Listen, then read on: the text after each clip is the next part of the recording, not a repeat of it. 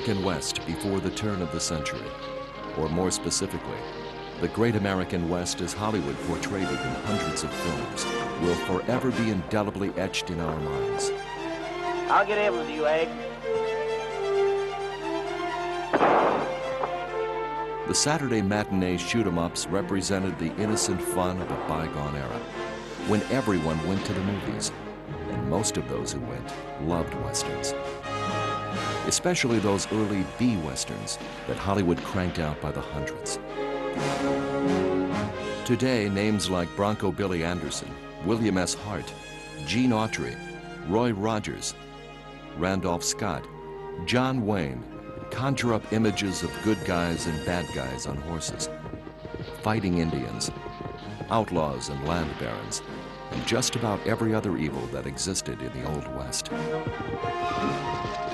There is a period in every child's life when a cowboy on a galloping horse was the most exciting vision imaginable. The forbidding landscape and vast possibilities of the West has beckoned young and old for generations. And as long as directors like John Ford and actor John Wayne were there to wrest poetry, beauty, and drama from simple stories, the Western worked its magic on adults too.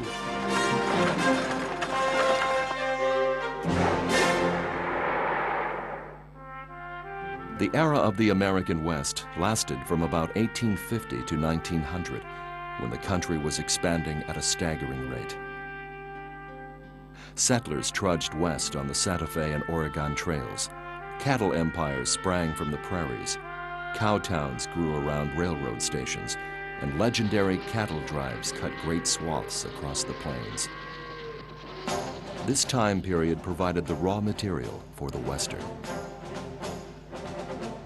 The Western movie came into being by cashing in on and exploiting the huge popularity of the dime novel, which was indeed the only source that movies could draw on. It was the work of novelist Zane Grey that first created the kind of romantic Western adventure that would lend itself so well to location-filmed Wild West movies. Zane Grey was typical of many early Western filmmakers and novelists in that he was no cowboy turned author. He was in fact trained as a dentist in Pennsylvania and spent a good deal of time in New York City plying his trade while trying to become a writer. Eventually, because of health problems, Grey went west, a place he had long dreamed of visiting. Later, he returned to the East, not only with improved health, but also with a renewed sense of optimism, a theme that would figure in many of his novels. The films based on his work convey his sense of the special quality of the Western landscape. The Western images that were first caught by movie cameras could only reflect, not even copy, the influence of the dime novel, which itself glamorized and exaggerated the Western frontier life that was rapidly disappearing, but was still far from being past history. When Hollywood first set up shop, the last great frontier was so close at hand that gunslingers and lawmen like Wyatt Earp drifted to Hollywood to serve as consultants on movie sets. This closeness to the West made the Western myths tangible and all the more powerful. It was on this world that the early filmmakers turned their cameras. Thomas Edison, the inventor of motion pictures, was also the first to use the new technology to channel the Western myth. Back in 1894, several of his earliest films only lasted about a minute. Those early movies were produced for exhibition in mutoscope parlors on machines that permitted only one person at a time to view them by cranking a handle and peering through a peep show aperture. From these early beginnings, a great new form of entertainment was born. It would bring the Wild West of America within reach of the masses.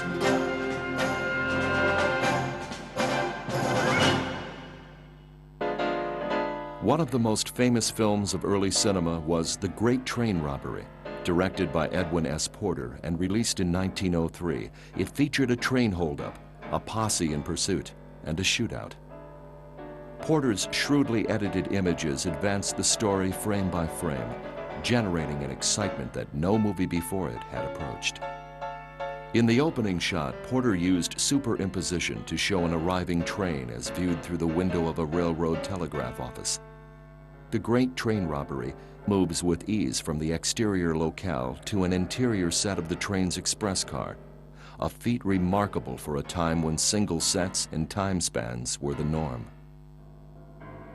Once the robbery is committed and the bandits flee into the woods, Porter generates a bit of suspense by having the telegraph operator's little daughter discover her father's plight. Porter created a film that proved influential on all subsequent dramatic films. It was hardly, in view of all the vignettes that had preceded it, the first Western, or, as so often been claimed, the first story film. But it undoubtedly was the first Western with a recognizable form. It established the essential pattern of crime, pursuit, showdown, and justice. By the time a gunslinger, played by George Barnes, fires twice into the camera at the movie's end and disappears behind the billowing smoke, film history had clearly been made. The Great Train Robbery had no heroes, but one member of its cast, Gilbert M Anderson, would soon become one of the great silent Western stars. Anderson was a beefy former photographer's model with aspirations to acting and directing. Between 1908 and 1916, he churned out dozens of Westerns every year, featuring himself as Bronco Billy, creating the prototypical cowboy who would ultimately transform into the more renowned John Wayne and Clint Eastwood. Then, without any inkling of the impact it would have, he made a short Western entitled Bronco Billy and the Baby, which was a pleasing mixture of action and sentiment, with a good bad man hero who sacrifices his chance for freedom in order to aid a stricken child. It was an instant success, and the reasons were not difficult to discern, since its main departure from previous Westerns was in its concentration of a colorful hero, a man who was rugged and a law unto himself, but also possessed of the courage and nobility of a knight. The name of Bronco Billy stuck, and Anderson became Bronco Billy Anderson in hundreds of one and two reel Westerns. That he was not exactly young-looking or a handsome leading man hardly mattered, but as he was the first Western star, he was creating precedents, not following or breaking them. He usually played a good bad man, outfitted in wide chaps, leather gauntlets, and 10-gallon hat. He lacked good riding skills, and his bulk made him appear uncomfortable on a horse, but his aw-shucks charm won him a loyal following. He seemed to sense instinctively the qualities that would win laughs and audience sympathy, especially his clumsiness and lack of self-confidence in dealing with the ladies.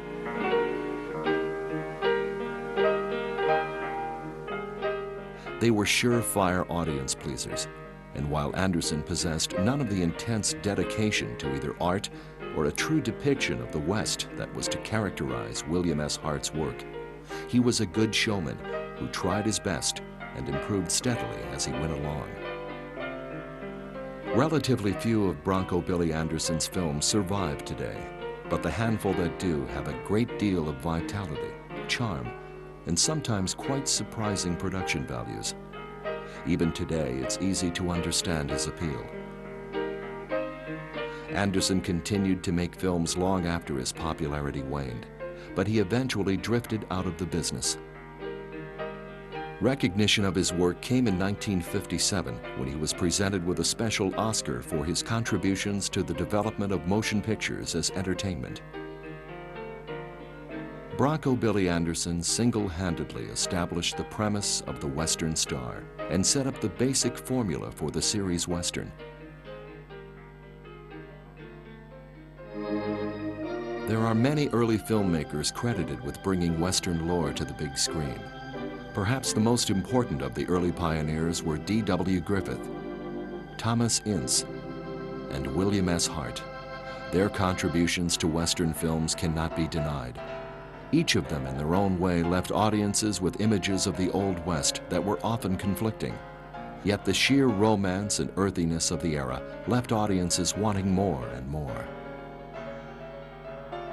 William S. Hart was not quite the authentic man of the West that he loved to pose as, but had done much of his growing up in the West, accompanying his father on business trips.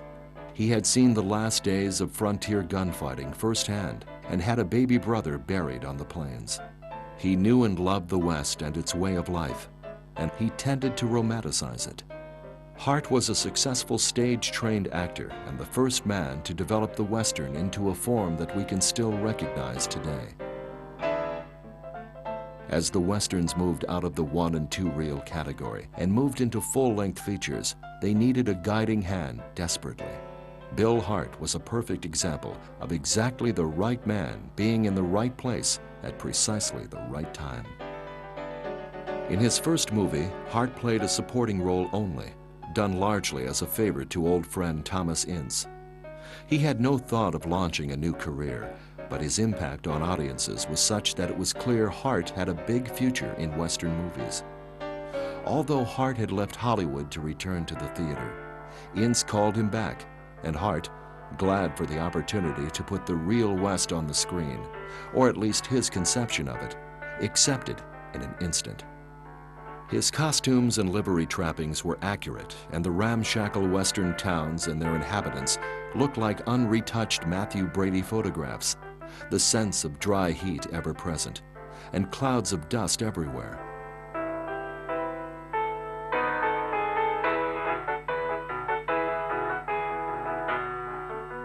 Hart's films were considered the first adult Westerns in the truest sense of that much-abused term. His zeal did occasionally lead him astray, and his sentimentality began to intrude too much into his later films. One of the more fragile of the Hart cliches was the way his good bad man reformed almost from the first glimpse of his leading lady.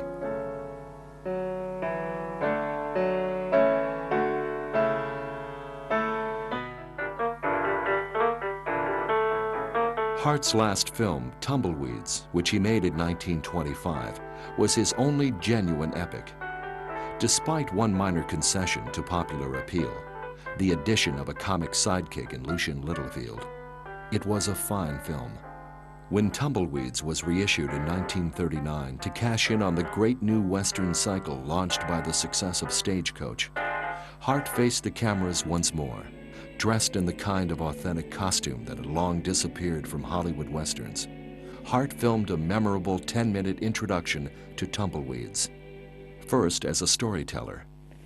The story of Tumbleweeds marks one of the greatest epochs of our American history.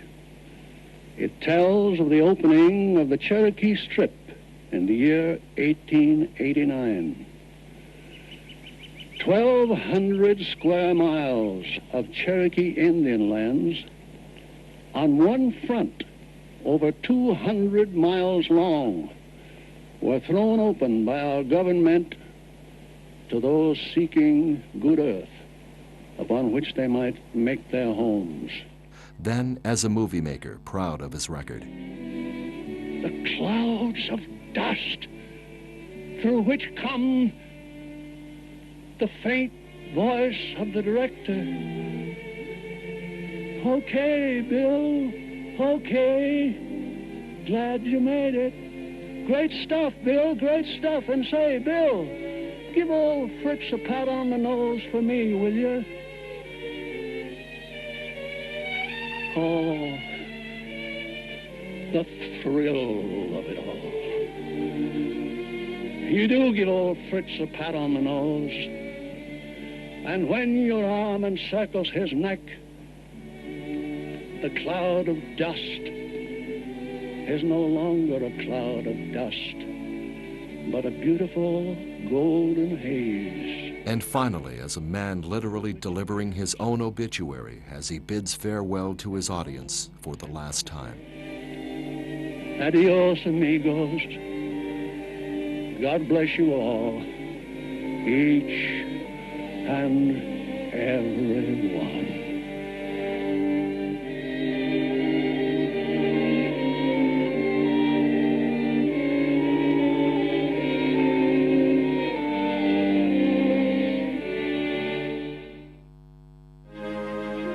Although D.W. Griffith and Thomas Ince are not as well known for their westerns, they were certainly early influences on the form. Both men, actors of competence but of no great distinction, came to film at approximately the same time and made their most important contributions in the years from 1908 to 1913. Whether it was the artistry of Griffith or the mercantile acumen of Ince, the result was the same. The genre's dramatic and commercial potential was firmly established by the early teens. Mention the name of director John Ford, and westerns immediately come to mind. John Ford's career began in 1914 as an actor and stuntman for his brother Francis, but it really took off in 1917 when he signed with Universal Studios to direct 2 real westerns. He starred in 1 or 2 of them while he was still calling himself Jack. Between 1920 and his first major hit, The Iron Horse in 1924, Ford wrapped up his Universal contract. His early Fox studio period included 2 westerns, each with Buck Jones and Tom Mix. Because he served his apprenticeship on bread and butter actioners, made for a studio that still called itself the Universal Film Manufacturing Company, Ford never forgot the basics that audiences wanted from a western: a lack of pretension and a maximum of action. Sadly, of the 28 films Ford made for Universal between 1917 and 1921, only 3, Straight Shooting, The Last Outlaw, and Hell Bent, are known to have survived. Straight Shooting was a milestone, not only because it was Ford's first feature, but also because it was so close to the beginning of his career. The film builds both its plot and its excitement steadily in a methodically rising tempo. It is exceptionally smooth in terms of composition, locations, and lighting, looking far more like a production of the early 20s than one of 1917.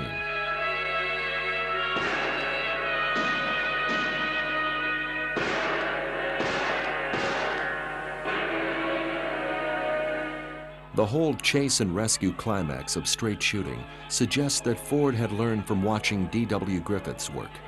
Ford had written as a Klan extra in Birth of a Nation and had surely observed how superbly Griffith's staging and editing worked in the finished film. He worked quickly, energetically, and efficiently. When a film was finished, he was usually immersed in the next project instead of staying around to fuss over the post-production work. Cunningly, however, he left the studio technicians little option other than to present his film literally as he shot it. Ford turned in little excess footage, no alternate takes of tricky sequences, particularly no optional close-ups to boost the ego of a star. He had been known to discard elements of the script that he felt were extraneous or too time-consuming. He literally edited his films in the camera. His virtues, a strong pictorial sense, vigorous action, and honest sentiment, remained constant throughout his long and remarkable career. It is impossible to overemphasize the contributions Ford made to the Western genre as a whole. In the long run, he probably contributed more to both the popularity and artistic respect for the Western than any other individual. Certainly, he made more of them than any other major director did, 42 to be exact. But oddly enough, in his later years, he tended to downplay any great affection for the genre or even a special talent for making them. In an interview in 1968, he stated that none of my so-called better pictures were Westerns, and maintained that his principal reason for doing them was the sheer pleasure of getting away from Hollywood, producers, and accountants.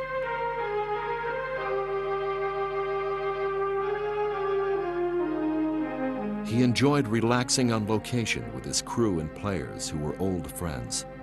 Later, he again downplayed all the highfalutin critical praise of his work by saying, "It's just a job of work, that's all. You do the best you can." That was vintage John Ford talking. There is an equally important area that helped develop the Western into the exciting entertainment it so quickly became: spectacular action sequences, better known as stunts. What would those early westerns have been without riders on horseback, racing with the wind, or stagecoach chases and runaway wagons? Fistfights and shootouts. Amazing stunts were part of the experience of seeing those early films, all made possible by the daring and professionalism of that new breed of adventurer, the Hollywood stuntman.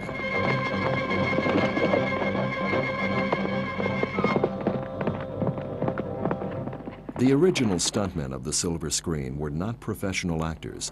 They were real cowboys who put their lives on the line every day, in every way.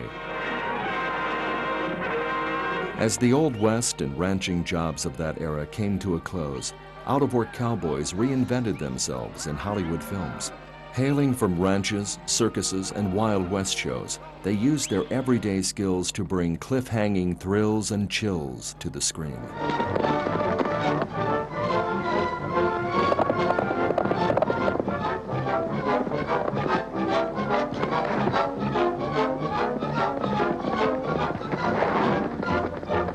Real cowboys did all of those stunts and more in the beginning of moving pictures and for decades after that.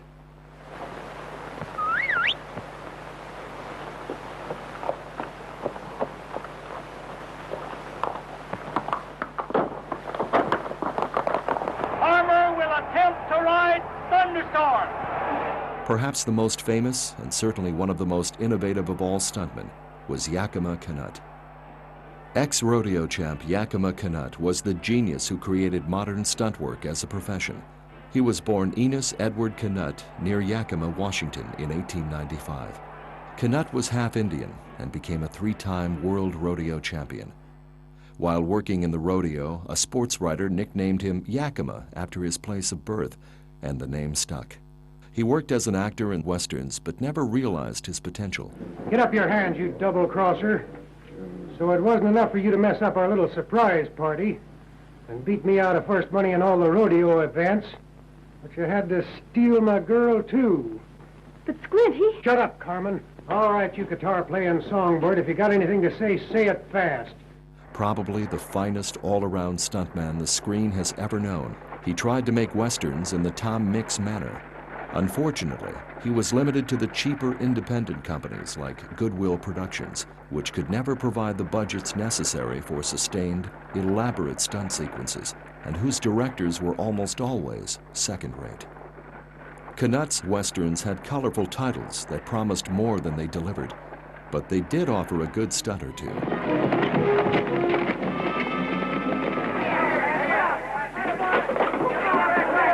Ultimately, he became one of the best-known second-unit directors, responsible for directing the action sequences in large-scale westerns and historical epics. He knew how to combine his physical talents with knowledge of camera angles, editing, and direction, all of which come into play to make a stunt look like reality.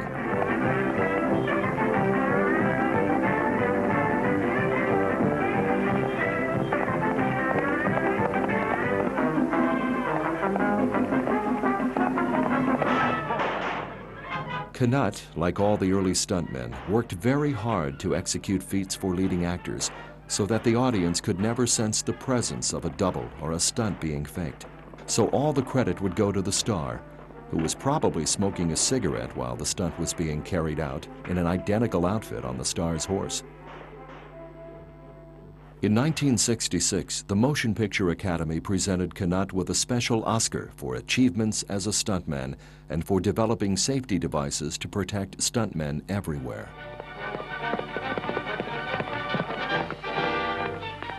For all of the film industry's technological emphasis, stunts today are actually less dangerous than they were 40 or 50 years ago.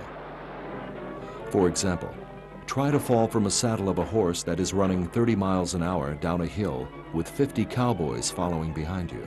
And with all the dust clouds obscuring the action, you have to fall in front of everything, while also making sure that you don't get run over by a covered wagon, cowboys, or Indians. The danger of turning over in a Conestoga wagon is a lot worse than turning over in a 1996 Camaro with roll cages and a puncture-proof gas tank. So much of the credit for the excitement of those early westerns belongs to the stuntmen and women who put their lives on the line to create a craft that, to this day, makes movies worth watching.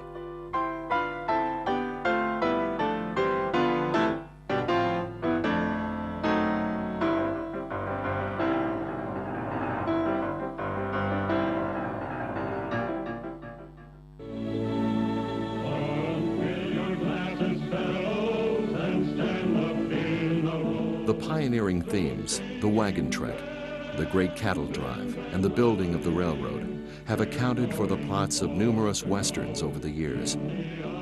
Someday we can tell our grandchildren that we opened the doors of America to the great Southwest. Won't we, kid? You just build your railroad. I'm not guaranteeing anything. But despite inspiring themes of national progress and historic achievement, most of these storylines have relied on villainy for their precise motivation. The railroading epics are typical. Establishing a vast cattle empire was an idea better undertaken by villains of bigger westerns because they needed a certain panache to pull it off. Occasionally, an element of mystery might creep in to baffle even the hero with the reigns of terror designed to force ranchers off their apparently worthless land. Regular Western audiences, however, knew that the solution lay within two possibilities. Either the water rights or gold and other mineral deposits had been discovered on land other than his own. His deliberate sabotaging of progress made the villain doubly despicable and unpatriotic as well as greedy. Hello? Hello, Sheriff. There's another fight at the dam. Those ranchers are broken loose again. Well, why don't you give them some order then? That's our business. Are you going to do your duty, or do we have to kill some of those fools? And then there were the Indians. Just about everything was blamed on the Indians, from raids on wagon trains, the killing and kidnapping of settlers, fights with the government over broken treaties, and dastardly villains who cleverly shifted the blame for their own unspeakable dirty deeds to these mostly innocent Native Americans. Racial unrest proved to be a reliable and ongoing Western plot. Howdy, Colonel. What do you think of your treaty now? Take a good look at him, Barbara. He's the man that... See plenty of me before I'm through. Where did your rangers go? On a trail that will lead you to the noose. It all depends on you, Houston. Just how long a trail it's going to be before they see you again. What do you want of me? The same thing I wanted of Reynolds. Where did he hide that gold? If I knew, Hush Knife, I wouldn't tell you. The simplest plot device of all was for the Texas Ranger or U.S. Marshal. These good guys often posed as a bad man, joined the outlaws, gained their confidence, and worked from the inside to bring about their downfall. There was a lot of mileage to be had from family feuds and range wars between cattlemen and sheepmen. Usually the villain created conflict by prodding the feud along for his own selfish ends. Hey, I said get going! Come on, let's follow him and finish him. Wait, they'll pick us off up there in those trees. You fellas round up these cattle before they get all over creation. And last but not least, there was another old faithful, the hero's relentless search for the murderer of his father. This theme became a popular one with Bob Steele, who in picture after picture grew to manhood, doggedly tracking down the killer. In The Man from Hell's Edges, it seemed a note of novelty was struck, with the film seeming to follow the orthodox good versus evil path. But seconds before the end title, Steele springs the bombshell, an element not even suggested in the previous reels. The kid's got something to say to you all, and I reckon you better be listening. 10 years ago, the South Bank train was held up and $100,000 stolen. The express agent was shot in the back. That man was my father. I was just a kid then, but I swore to someday get the man who killed him. Within the framework of all these plot lines, the action itself was often utilized in very specific ways. The runaway horse was a perfect way for boy to meet girl. The shootout in the dusty Main Street was a means for gaining some respect for a three-dimensional villain. Make it fast, Slippery. This is your last draw. At least he had the courage to engage in a fair fight rather than trying to shoot his opponent in the back. You'll never handle guns again, Morgan. The big fight between the hero and villain was preferable as a climax to a horseback pursuit, although an encounter in the saloon was almost as acceptable.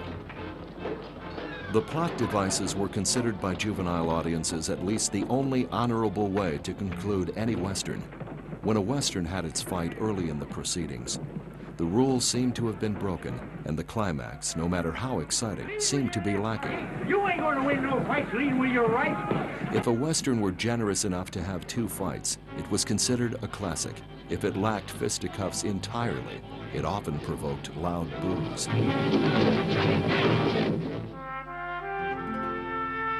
Reviewers and critics have summed up the old-time cowboy hero in one convenient, if inaccurate, phrase, adding that in earlier days, the hero would kiss his faithful horse and ride off alone into the sunset. That is a fallacy that has been repeated so many times that it has been accepted as part of the unwritten law, but just isn't supported by the facts. It is true that William S. Hart had a deep affection for his horses. He tried to show that in his movies, partly because the affection came naturally to him, and partly because he recognized the very real camaraderie and mutual dependency between a man and his horse in the early West. Let's take a closer look at this and other Western film myths. William S. Hart kissed his beloved Pinto Fritz only in moments of dramatic stress or when the horse was dying. Hart certainly never once kissed his horse before riding off alone into the sunset or as a substitute for feminine caresses. Hart's leading ladies were always well and truly kissed, usually long before the fade-out.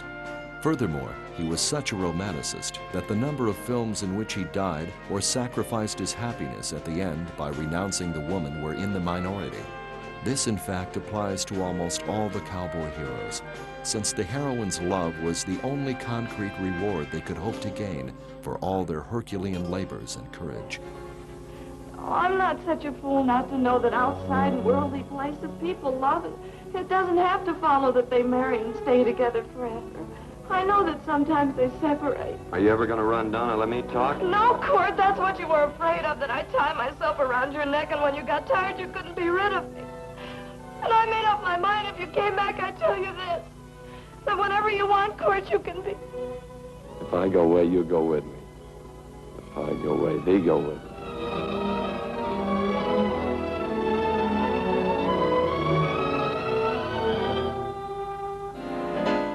Another cliche that has been much misunderstood and its application exaggerated is that of the white Stetson hero and the black-hatted villain. Admittedly, such visual distinctions are an easy way of symbolizing good and evil. But this line of reasoning doesn't hold much water when one realizes how relatively few heroes sported the stunningly white Stetson as opposed to those like William Boyd, Tim McCoy, and Buck Jones, who favored wholly black outfits, or stars like Bill Elliott and Roy Rogers, who confusingly opted for in-between grays. Well, the job's done, Calmus. The outfit's wiped out just like you ordered. Nice work, Red. That old fool Summers had taken a warning. He could have avoided all this. Now, with that freight hauling franchise, we're in line to make some fancy money, and we can run this community just as we see fit. The chief villain's clothes were usually well-tailored, often to the point of ostentation, implying an affluence which could only be supported by illicit activity. This little meeting is called, Tex, in reference to that mine you took care of so ably for me. This time it's not the mine. It's the two men who own the mine. The most important part of the deal is to eliminate them. We're going to blow up Denton's well, and I want you to get enough dynamite to collapse it for good.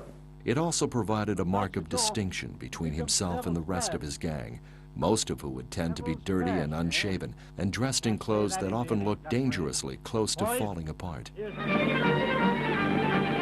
And as a part of the economics of filmmaking, distinctive costuming cut down on the need for establishing shots and careful editing, making it easier to keep tabs on who was who in the long shots and fast action scenes. It made it easier to use doubles without the deception becoming obvious, though youngsters may often have wondered why Ken Maynard, Gene Autry, or William Boyd, leaping into the saddle and racing out of town, made such a point of keeping their heads down as they rode past the camera position. Plots, characters, and cliches developed over time and provided the basis for storytelling that has been carried on right up to the present. Look, Mr. Puffin, you're chawing too. Look. The cerebellum has suffered a cranial cataclysm. I'm afraid myastheria gravis with necropsy might set in. Faster shooting irons. They're rustling the herd. Don't bump me, I'll fall apart like a roast. Sidekicks were immensely important to the success of the B-Western. Audiences came to appreciate their skill as character actors and comedians. This gun ain't been used in 20 years. No true fan of the Western will ever forget the work of Walter Brennan, Gabby Hayes, Smiley Burnett, Andy Devine, Ward Bond, Ben Johnson, and many other unsung actors who worked to complement the stars. These sidekicks were usually there to provide comic relief, or as in the case of Smiley Burnett, to contribute a song or two as well. Play at night and day. It's what is called the new jazz saxophone.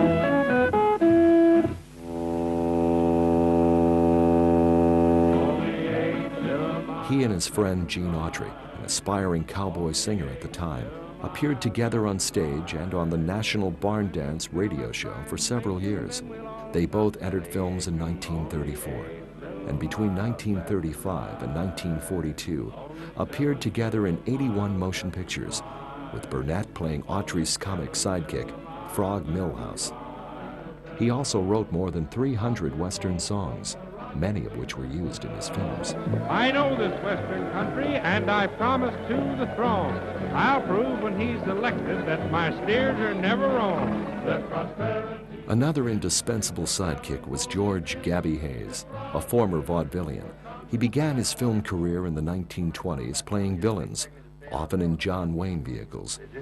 Dodging the law, eh? Who do you work with? Nobody. I ride alone. He is best remembered as the lovable, toothless rascal of countless Westerns, playing the comic foil for William Boyd, Roy Rogers, and other Western heroes. Come on, Gabby. Oh. Come on. Typically as a bewhiskered, fearless old-timer. In the 1950s, he had his own TV show called The Gabby Hayes Show. Darn persnickety females. I had to change, remember? Love, love, love. Andy Devine's distinctive voice and big belly laugh were recognizable to audiences for decades. A football star in his college days, Devine arrived in Hollywood in 1926, hoping to become a movie actor. After a number of bits, he began playing supporting roles in a variety of light, silent films, and later as comic sidekick for Roy Rogers and other screen cowboys in numerous westerns. Many television viewers will remember Andy from the 1950s television series, Wild Bill Hickok.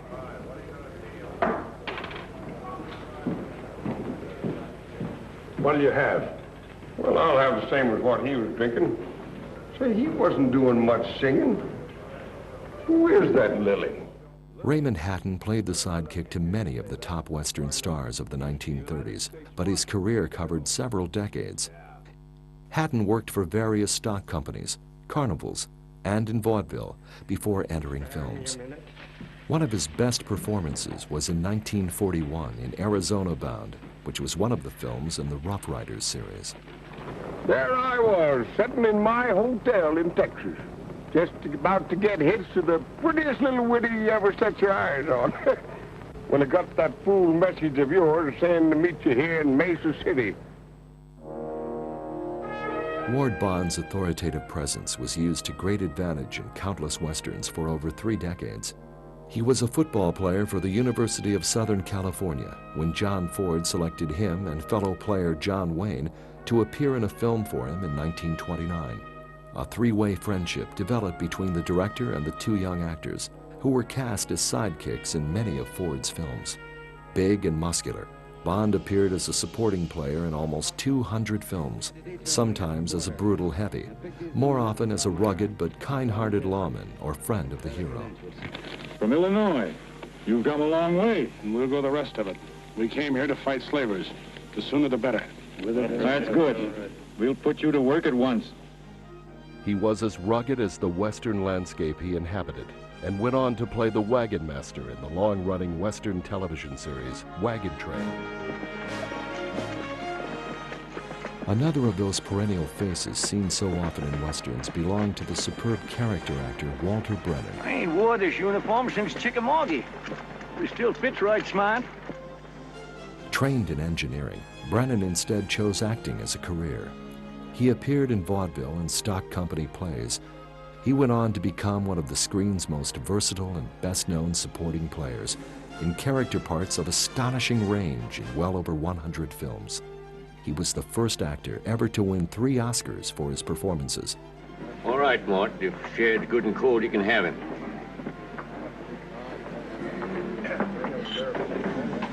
Oh. $4. It's all he had. I'll make it up to you on the next one. And many remember him fondly from his television series, The Real McCoys. Ben Johnson is another of the countless characters we have come to know over a great career of fine performances. Director and film historian Peter Bogdanovich said of Johnson, "Having Ben Johnson was having the real thing." Indeed, for half a century, Johnson had been the real thing as far as Hollywood had been concerned. He was a rancher and rodeo cowboy who accidentally drifted into acting and proved himself a highly capable actor of warmth, grit, and believably embodying a vision of the American West. He never became a major star, but then he never aspired to be one, devoting as much energy to ranching as to acting. Interestingly enough, in 1971, Johnson won an Academy Award as Best Supporting Actor for a non-Western film, the movie The Last Picture Show, directed by Peter Bogdanovich. I don't care who's right or who's wrong. There's got to be some better way for people to live. To put it bluntly, women in Western films never got any respect. They were the most maligned characters of the Western genre. Their presence was never seen as an integral part of what was essentially a man's world.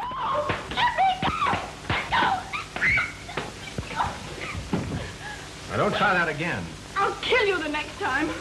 If you do, I'll spank you again. There's something in your smile. When women did appear, it was often as the rich rancher's daughter, or the window dressing at the local saloon, or worse. In a genre where the traditional masculine virtues of rugged strength and unswerving determination dominated the scene, women were usually relegated to the background. I got a funny little feeling the first time we met. On the whole, they were either good or, if not bad, then no better than they should be. How did you know I was a stranger? Because I don't know you. Anybody I don't know is a stranger. When the good women worried, which was often, they worried about the safety of their men and families. At least until the emergence of feminist ideas, women in Western movies revealed little shading or complexity. One rather spectacular cliché that was born with the B-Westerns of the 30s stayed around until the demise of the species in the mid-50s. The heroine was almost without exception a biological freak, the apparent offspring of but a single male parent. I got it. You got what? Where in the world have you been? I beat the robbers to it. I held up the stage, and I got our money. You held up the stage? Why, I never... Don't get excited. It's all over, and I'm safe. Western leading ladies just never seemed to have mothers. A mother could perform no useful function. The father could be robbed or cheated. Where's the gold, Houston? If I tell you, how do I know you'll let her go? You don't know. But you better make up your mind to take my word for it. You'll find it in the ranch house, in the front room closet. Now will you let her go? Sure. But she's going with me. Even a small sister or brother could be of value. they could be kidnapped by an inheritance-seeking bad guy. Stuart! Sheriff! Look out here! If you don't stop firing and get out of town, I'm gonna shoot Joe Stewart! Or better still, they might be lame. Well, I can't walk. I fell off of a horse when I was a little boy. Oh, that's tough. Oh, it isn't. I bet you I can beat you running, and I'll give you a head start. Rarely could mothers have babies, since pregnancies were unheard of in the B westerns. Any babies that were seen were either survivors of Indian or outlaw raids, or orphans suddenly dumped into the hero's lap. Mothers couldn't be killed off either, since that might be emotionally upsetting to the small fry. When the westerns got slicker and more streamlined in the 40s, the leading ladies' clothes got sexier and tighter. Producer Howard Hughes, a man always ahead of his time, introduced the incredibly well-endowed Jane Russell to American audiences in The Outlaw. A censorship storm erupted over the movie's overt sexual content. A Maryland judge who banned the film described Jane Russell's breasts as hanging over the picture like a thunderstorm spread over a landscape. Posters advertised action, thrills, sensations, primitive love. Alas, the film could hardly live up to the frenzied buildup it received, and by today's standards, seems positively innocent. No matter if heroines in westerns lacked the depth in their depiction that they certainly deserved, they were a very definite presence from the earliest days of William S. Hart through the peak of the western in the 30s and 40s. Their faces lit up the screens and gave our cowboy heroes something to strive for. Even if their roles were relegated to secondary characters, women played a very important part in early westerns, and their presence grew in future years, although certainly never to the level of the western male hero. What'll the wife say? The wife will be tickled to death. And if tickling don't do it, I'll try something else.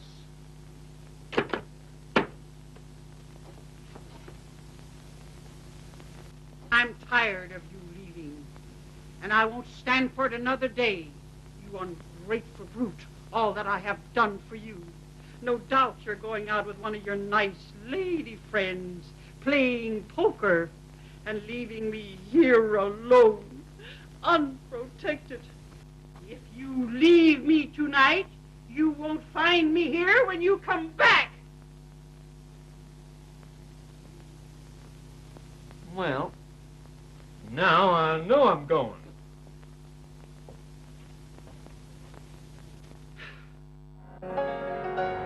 Up until now, we've examined the Western genre as it went through a series of remarkable transformations. From the early Western shorts, the first epics evolved and took these little dramas to new heights of documentary realism as it recreated historic moments from the nation's recent past.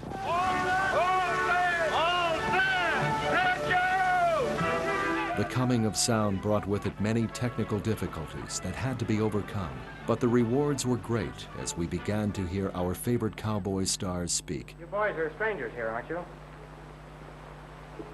Well, this town welcomes strangers, and we want you to have a good time.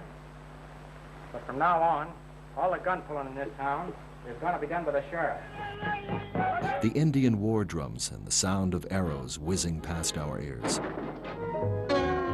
We all sat enthralled as we stared up at the big screen in amazement.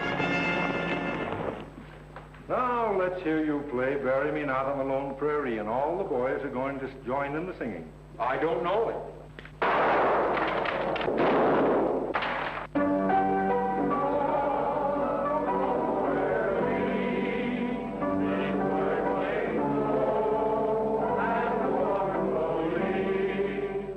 Along the way, some savvy movie producer reasoned that the Singing Cowboy was the logical next step in the evolution of the Western.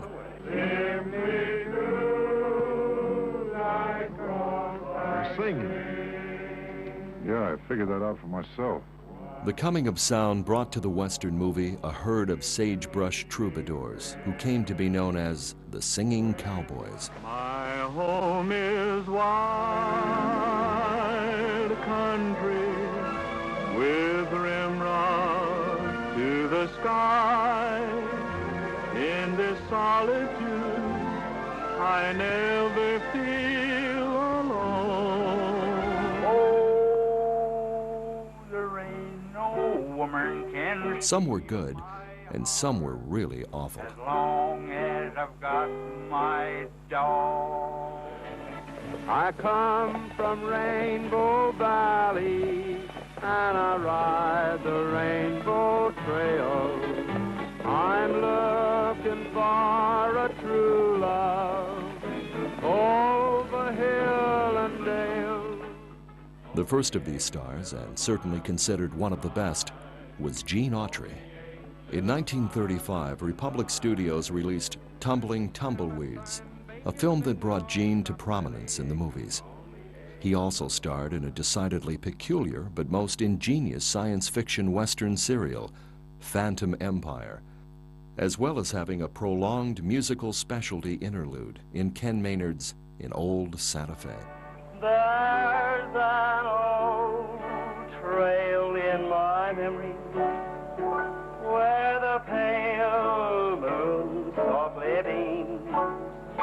Autry's writing and athletic abilities were limited at first, but not too apparent because of the use of doubles and clever editing and camera angles. But within 2 years, a bright, breezy, thoroughly engaging formula had evolved. And while a series of acting lessons had not changed him into a performer of any depth, at the same time his rather colorless personality had been transformed into an appealing one. Millie, what are you doing here? Pa found out I'd been to town and beat me. Oh, please don't let him find me. I'm never going home again. Now, don't cry. You won't have to. I'll get you a job with the show. Will you? Why, sure. You're a regular old stagecoach jumper offer, aren't you? Come along, boys, and listen to my tale. I'll tell you of my trouble on the old Chisholm Trail. Come a tie-yi, yippee-yippee-yay, yippee-yay. Come a tie-yi, yippee-yippee-yay. I woke one morning on the old Chisholm Trail, a rope in my hand and a cow with a tail. Come a tie-yi, yippee-yippee-yay, yippee-yay. Come a tie-yi, yippee-yippee-yay. Gene Autry, who parlayed a $5 mail-order guitar into a career as Hollywood's first singing cowboy, along with a vast personal fortune, died on October 2nd, 1998, at the age of 91. Sing me a song of the saddle and the clear blue sky above. It's there I long to be, 'cause it's where a man is free. Sing me a song of my love. The calf isn't mine to give you, Millie, but I guess I can make you a present of my rope if I want to. There you are. Gee, thanks, Mr. Autry. You're welcome. Just remember, anytime you need help, we'll ask for it. The incredible public response to Autry produced singing cowboys from all sides. Bob Baker, Dick Ferran, and Smith Ballou were among the immediate Autry hopefuls. And still more followed in the 40s, like Jimmy Wakely, Monty Hale, Eddie Dean, Rex Allen, and Tex Ritter. Things were blue and hazy in the days of '49, and everyone went crazy when they opened up a mine. But that ain't so unusual, now they do it all the time in the land of milk and honey, where the boats at sunny climb. Stars over the desert, the heavens hang low. What sweet recollections of love dreams. Ain't no gal got a brand on me, no siree, I'm too smart. Ain't no gal gonna get my heart, yippee-ki-yo. Ain't no gal got a brand on me, no siree, bet your life. Ain't no gal gonna be my wife. I must hang by the neck till I'm dead, I am dead. I must hang until I'm dead, dead, dead, dead. I must hang until I'm dead, for I killed a man you know because he loved her so. Oh, blast his eyes. Far across the valley comes a lonesome cowboy song. He's waiting for the daybreak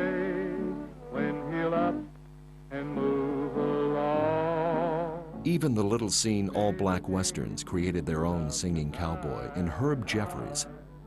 Bearing titles like Harlem Rides the Range and The Bronze Buckaroo, they were westerns singularly lacking in the fast action their audiences expected.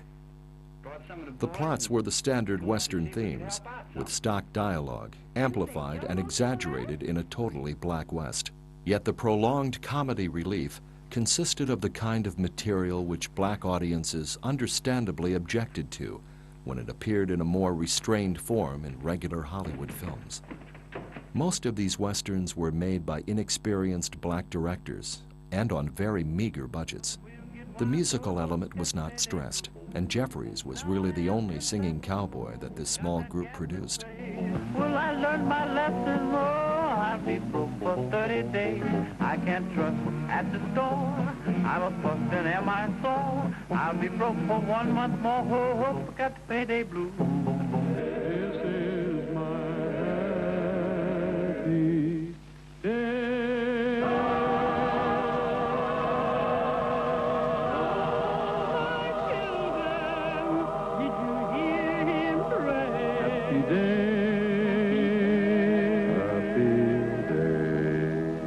The most successful of them all, and the only one ever to challenge Gene Autry's supremacy, was Roy Rogers. Rogers was born Leonard Sly on November 5th, 1912 in Cincinnati, Ohio. The King of the Cowboys was part Choctaw, German, and Scotch-Irish. He began his career as a radio singer in Los Angeles and was the founder of the singing group, the Sons of the Pioneers. Send my mail to the county jail. Send our mail to the county jail.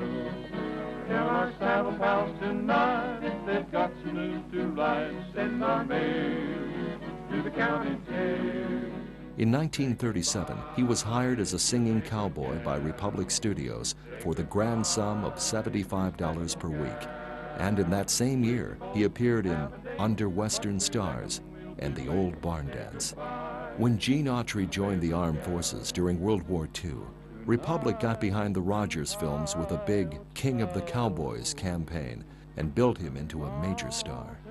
His films were given far bigger budgets than had ever been allocated to Gene Autry, and for a time the formula was almost destroyed by imbalance.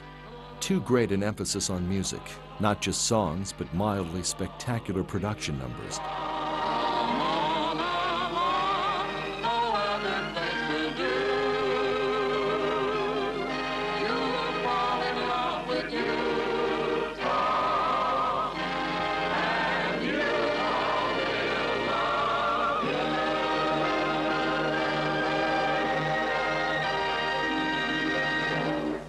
Long fiesta and nightclub sequences, and miniature shows to conclude the films often crowded the action content out almost entirely.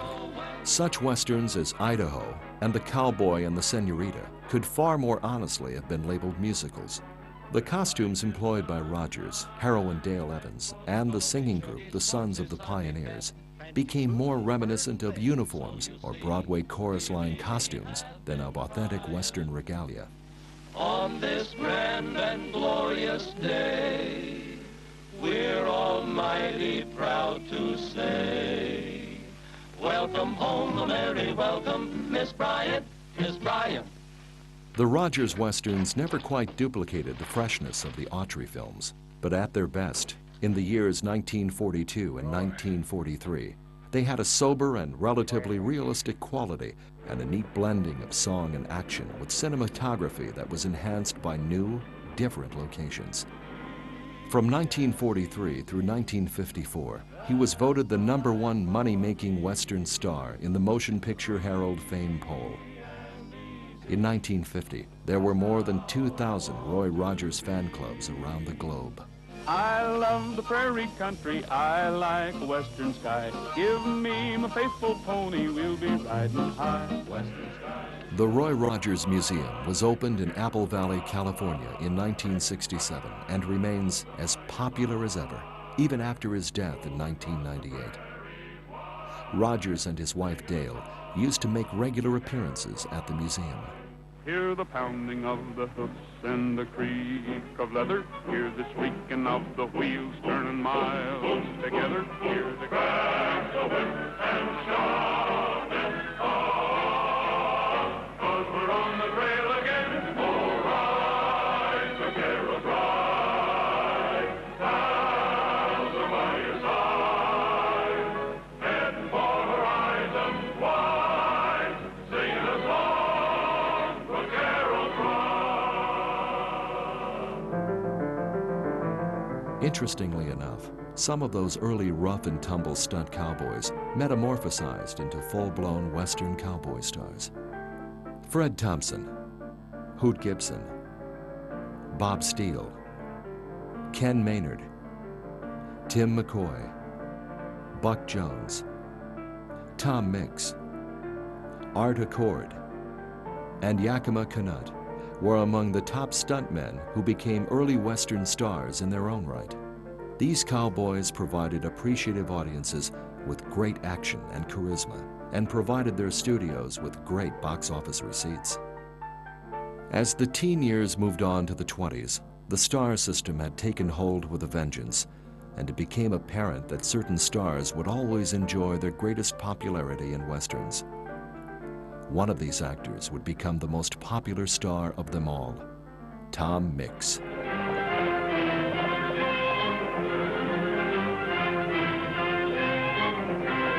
When Mix ultimately became a big star at Fox, the publicity department created a biography for him far more colorful than any of his movie roles.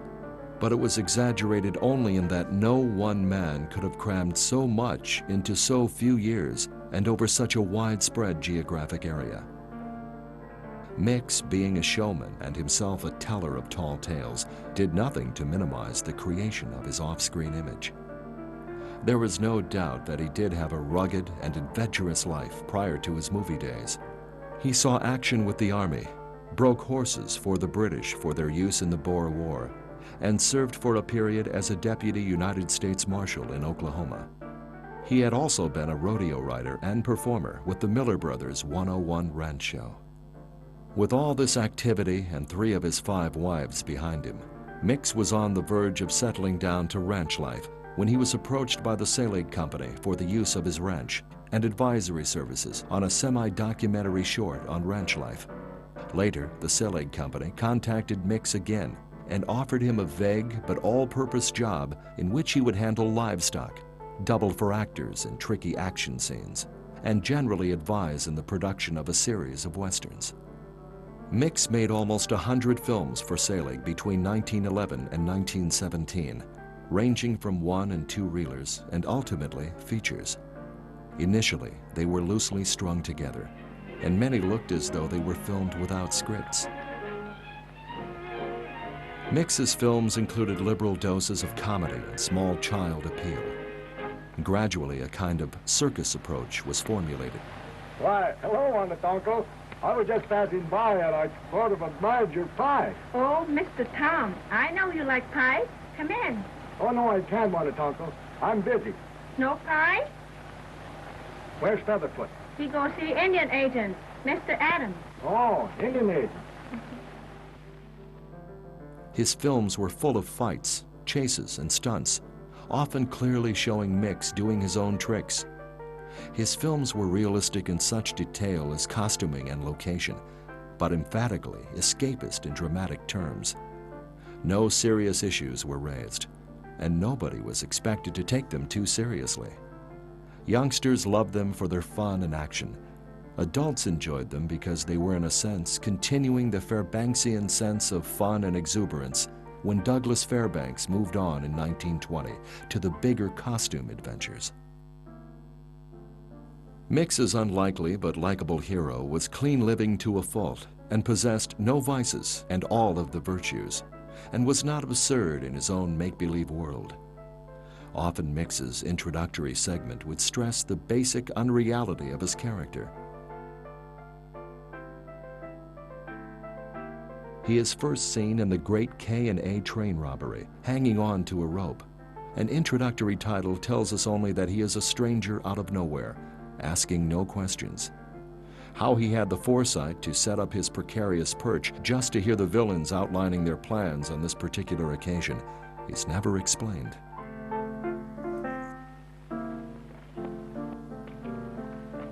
Tom Mix had firmly established a formula for the series Western, and for the Western hero that would remain unchanged until the small Western bit the dust in the mid-50s.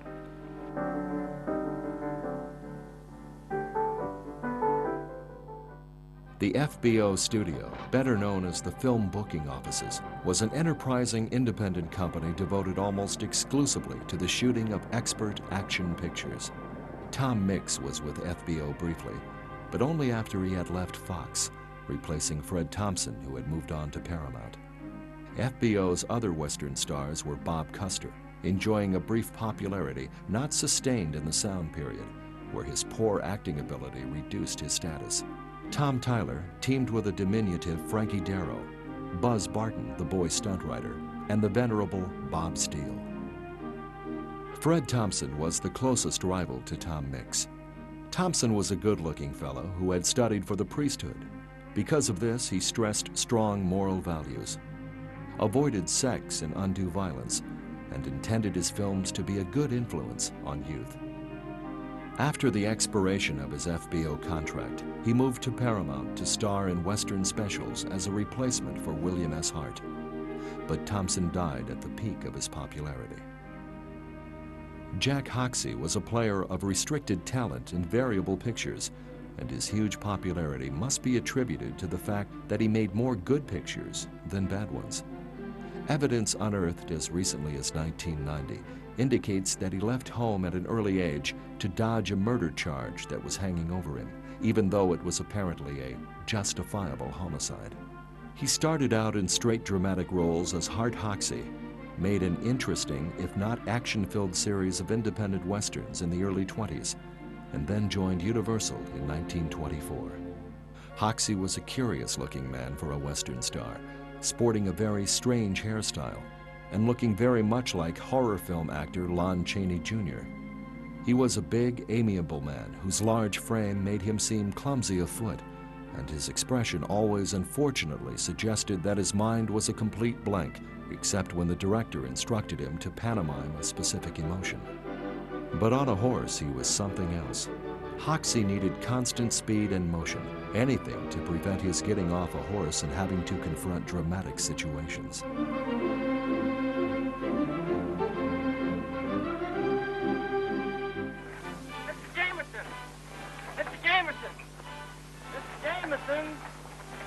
Yeah, here I am, Joe.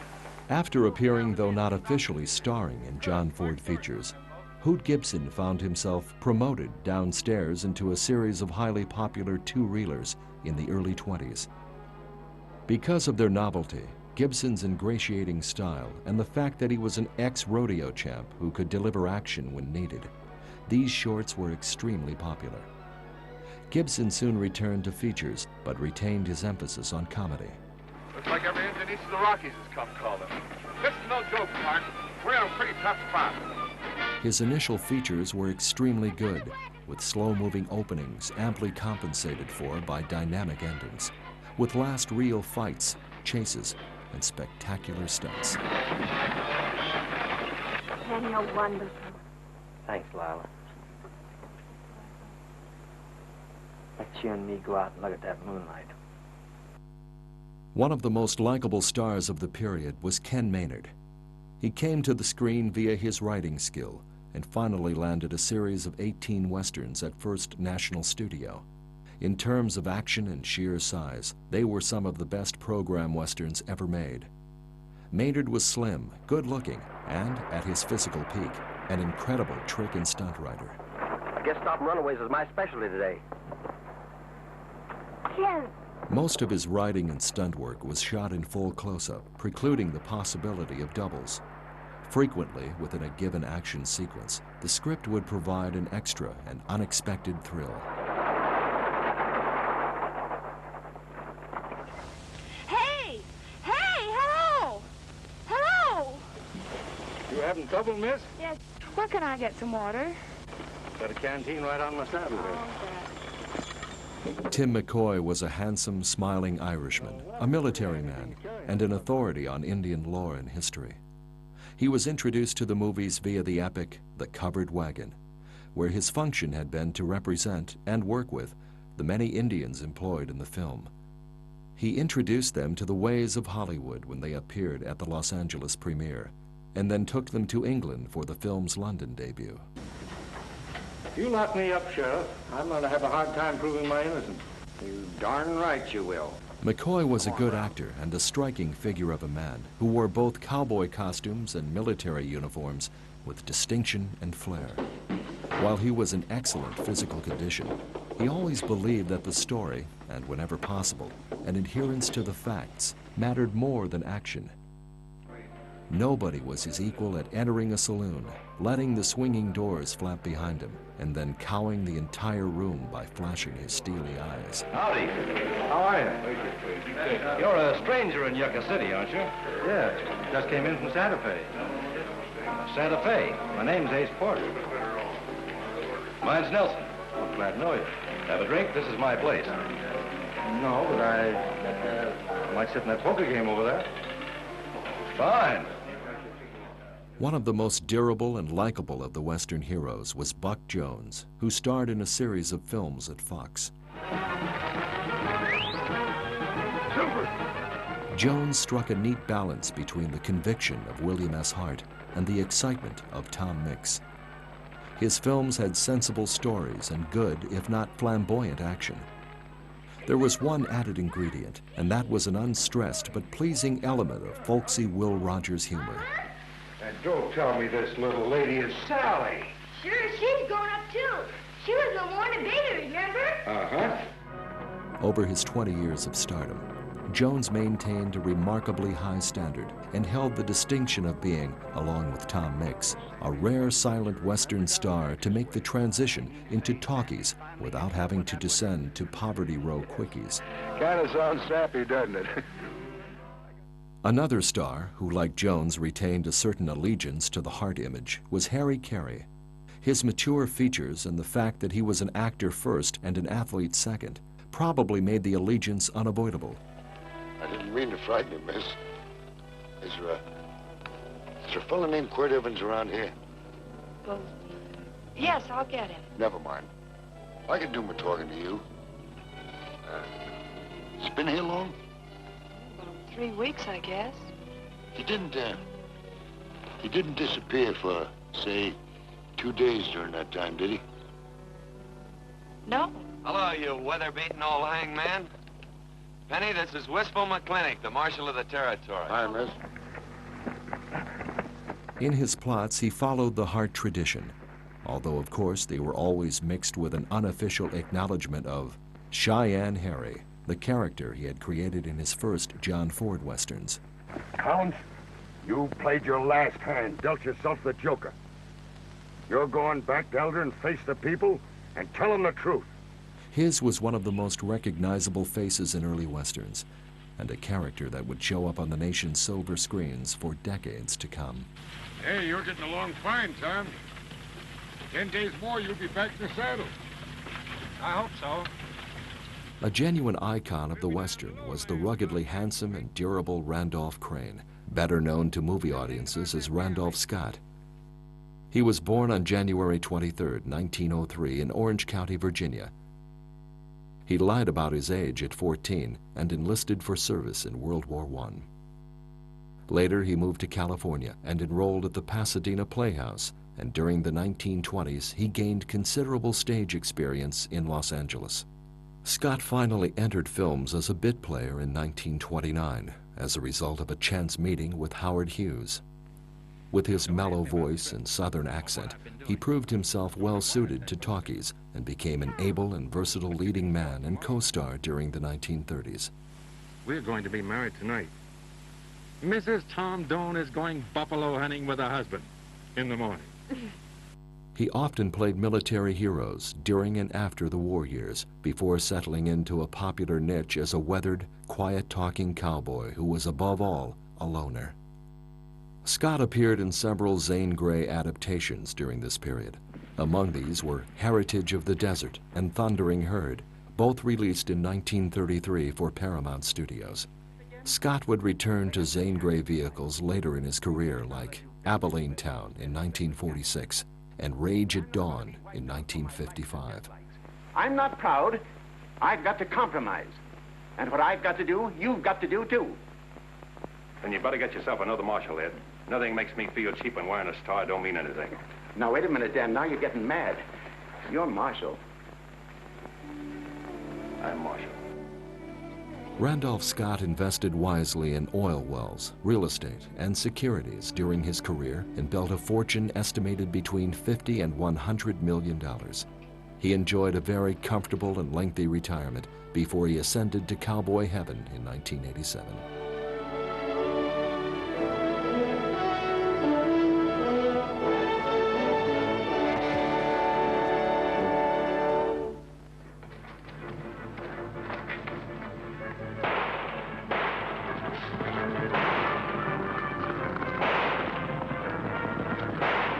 Johnny Mac Brown was born in 1904 in Dothan, Alabama, and became a top football star while attending the University of Alabama.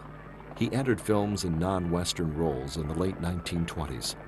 Brown was given the lead role in King Vidor's Billy the Kid in 1930, and his career in Westerns was launched. He went on to make several Western serials for Universal Studios throughout the 1930s. From 1939 to 1943, he made a number of popular Westerns for Universal.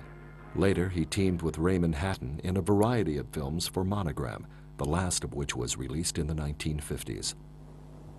One of his better films is the 1937 release of A Lawman is Born, in which Brown plays a tough-as-nails marshal who goes gunning for a pack of no-good land-stealing varmints. Reward rate's dead or alive, jailbird. Stop coming or it'll be dead. I want you, Drogan. An outlaw plays Lefty Drogan. Or what? Or is it a secret? I warned you about laughing at the law. Now pitch up or go for your gun.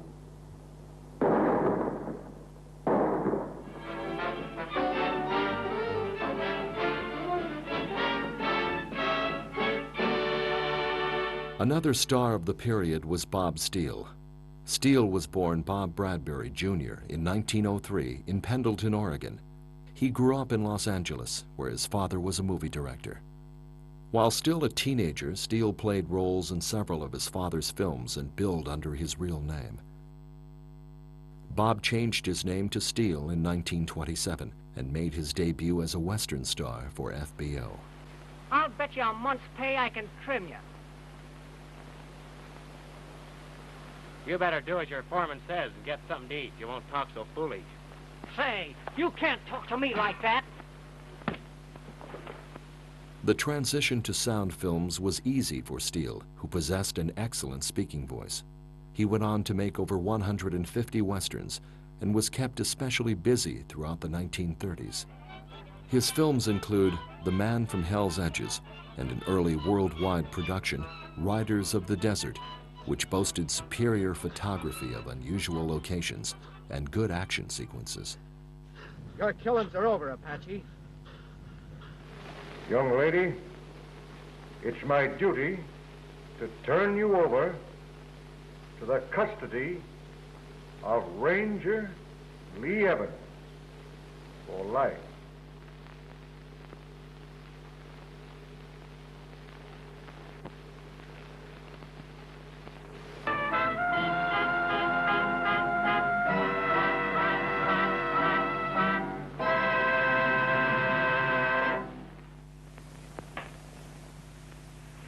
Brett, I've got something to settle with you.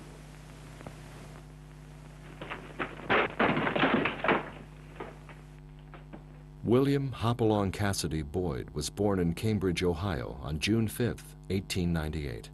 Shortly after his family moved to Oklahoma, both of his parents died and he was forced to quit school and work in the state's oil fields. He later worked his way westward and came to Hollywood in 1919, where his striking appearance got him work as an extra in several films.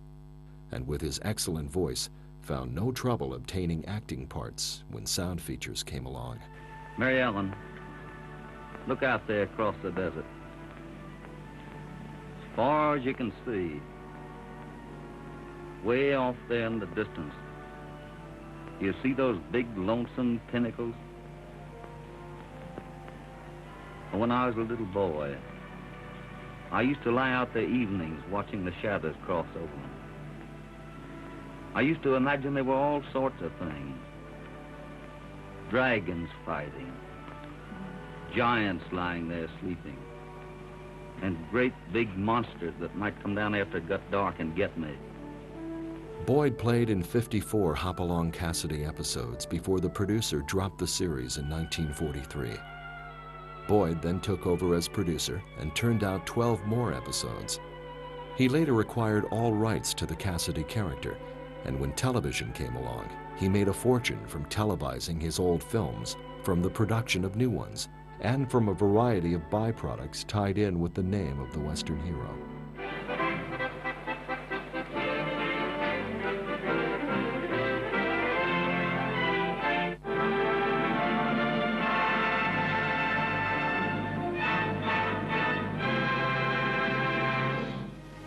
I'm asking you a question, and the answer can't be maybe. It's got to be yes or no straight out. Understand? Will you marry me, yes or no? Oui, monsieur. Hmm? Gary Cooper, better known as Coop, was the slow-talking, deep-thinking, quintessential American leading man, an enduring Hollywood star who projected honest determination. Cooper was introduced by friends to Hollywood casting directors and began playing cowboy extras in westerns. His physique and nonchalant manner had been effective from the start in romantic and adventure films. But above all, he remained most closely associated with his roles as a Western hero. In the homely, laconic Western dialect, often ungrammatical, that he made famous, his most celebrated utterances were, "Yup," and "They went that-a-way."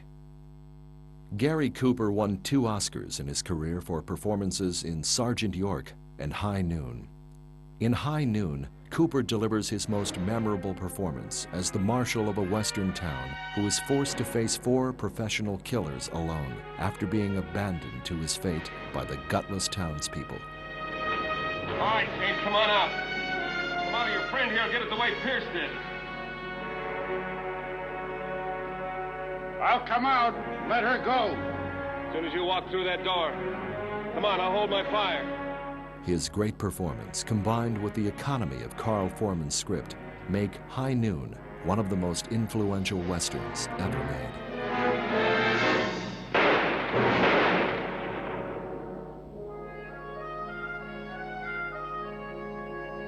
On May 13th, 1961, Gary Cooper died at age 60.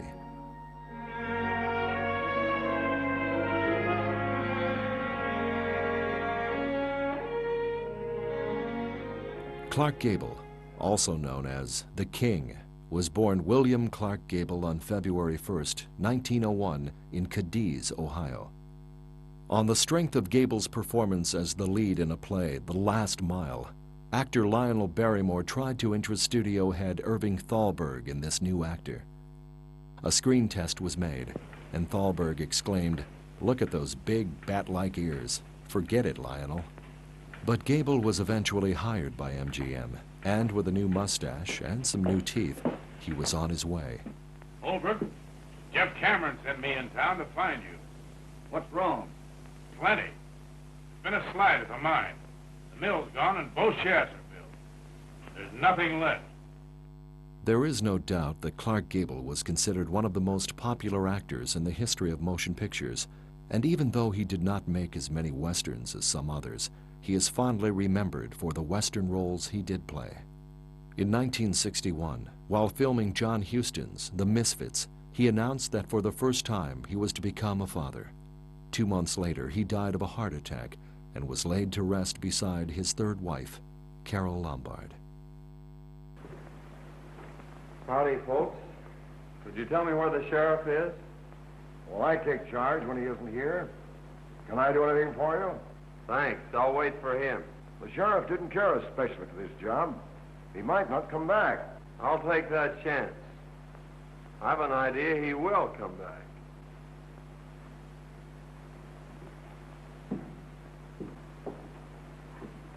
I don't like the way that fellow talks. We'll watch him.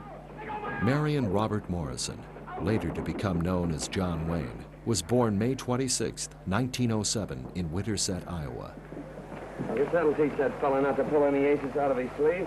Oh, why don't you quit playing cards? You always lose your shirt or get one torn off your back. I whipped him, didn't I? Ha, that's what you think. It's a good thing I stepped in when I did, or you might have got yourself a black eye. Yeah? I'm beginning to think Wyoming isn't such a friendly place.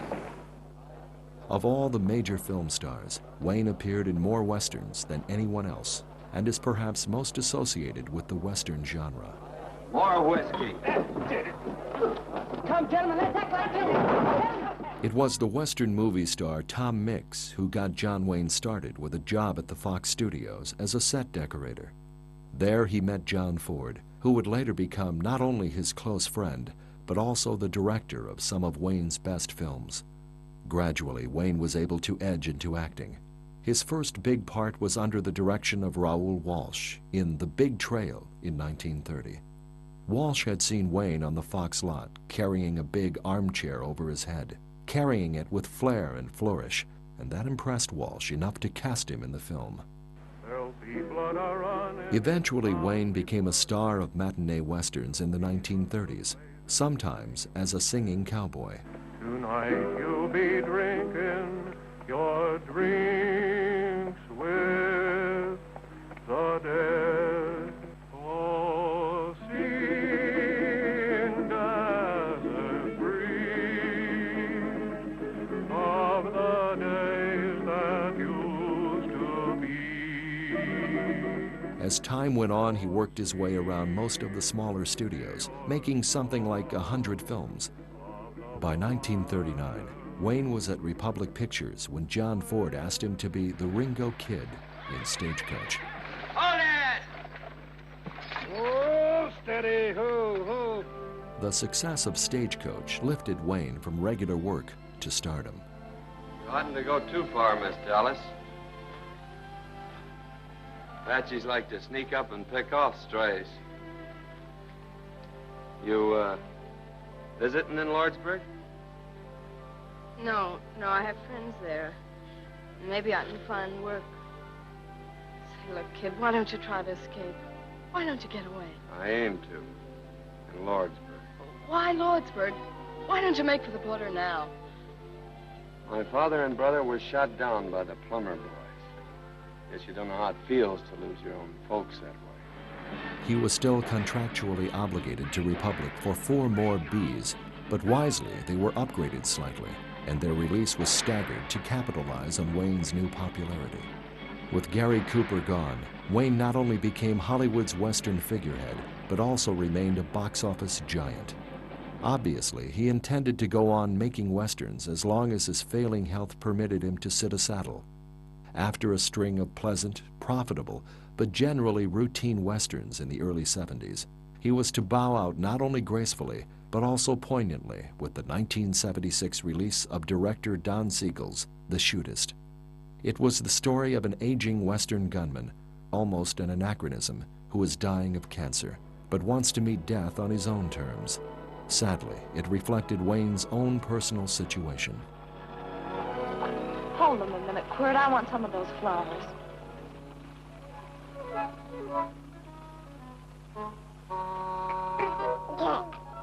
Sick or something? The memory of John Wayne and his contribution to Western cinema will live on for many generations to come.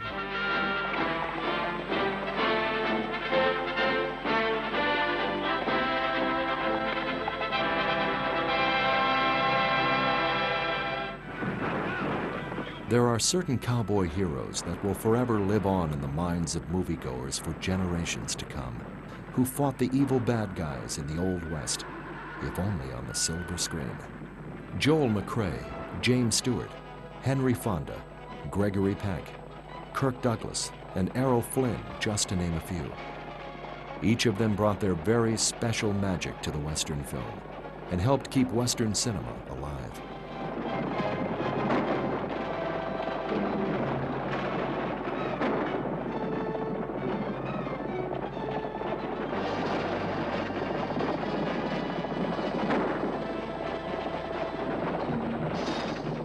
After World War II and the beginning of the Cold War, the world became far more complex and dangerous, and we needed new heroes that would reflect the concerns of a new audience. The Western, by necessity, had to become more complex as well.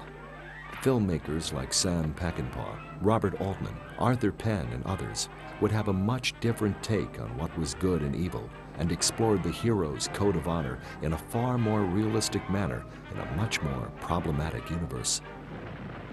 Thanks to videos, those wonderful B-westerns of a nation's more innocent past will never leave us. They can still remind us of how much fun we had at those Saturday matinees, watching John Wayne beat the villain, the galloping horses, the runaway stagecoach careening and turning over after a furious chase.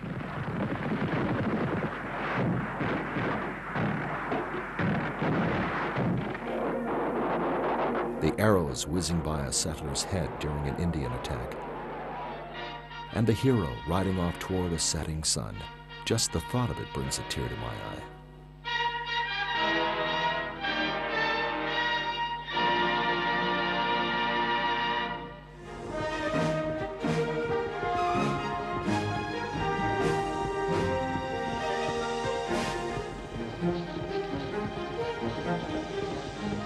The old memories of Western movies and the personalities that gave them life constitute a bit of nostalgic history that is fun to remember, to savor, to cherish, and to keep alive for future generations. It matters not that the sagebrushes of yesteryear were devoid of much substance. They inexorably played a part in molding the values of 3 generations that loved them. William S. Hart summed it all up for all of us in his spoken prologue to the re-release of Tumbleweeds in 1939.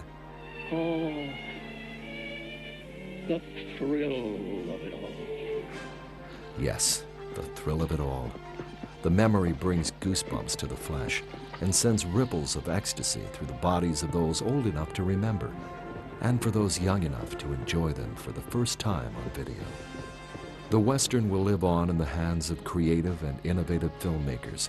You can bank on that. The stars of the future won't be Roy Rogers, Gene Autry, Bronco Billy, or John Wayne.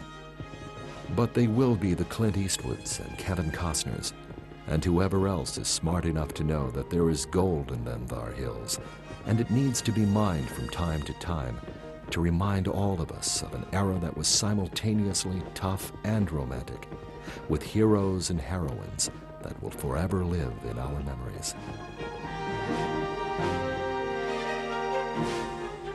It's time for us to hitch up and ride out of here until we meet again on the Lone Prairie. Or lines to that effect, stolen no doubt from some Hollywood B-Western. Happy trails, partner.